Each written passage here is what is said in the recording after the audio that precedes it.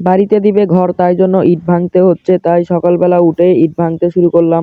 ডিবের কারণে আমাদের টিউবওয়েলে পানি বাড়ায় না, তাই জন্য অন্য থেকে পানি নিয়ে আসতে হচ্ছে। আসসালামু আলাইকুম গাইস, সবাই কেমন আছেন? আমার নতুন ভিডিওতে আপনাদেরকে স্বাগতম। সকালে আম্মু ঘুম থেকে ডাকতেছে ইট ভাঙার জন্য, বাড়িতে ঘর দিবে, তাই জন্য আমরা ইট ভাঙতেছি। আর কে কে এরকম বাড়িতে ইট ভাঙছেন কমেন্ট বক্সে বলে যাবেন। তারপর অনেকক্ষণ ইট ভাঙার পর এখন আমি মুখ ধুতে যাচ্ছি আমাদের টিউবওয়েল পাড়ে। ওখান থেকে দাঁত মাজার মাজন নিচ্ছি দাঁত ব্রাশ করার জন্য।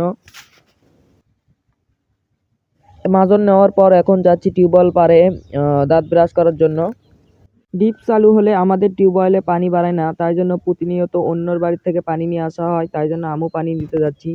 অবশেষে পানি নেওয়ার জন্য টিউবওয়েল পাড়ে আসলাম, এখন আমি পানি নিব। তারপর পানি নিয়ে আসলাম বাড়িতে।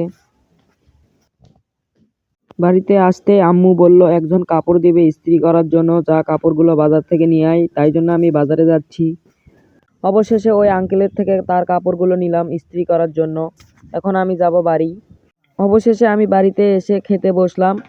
এদিকে আমি ভাত খাই, আর আপনারা আমার পেজটিকে ফলো করবেন। আজকের ভিডিও এই পর্যন্ত। ভালো থাকবেন, সুস্থ থাকবেন, আল্লাহ হাফেজ।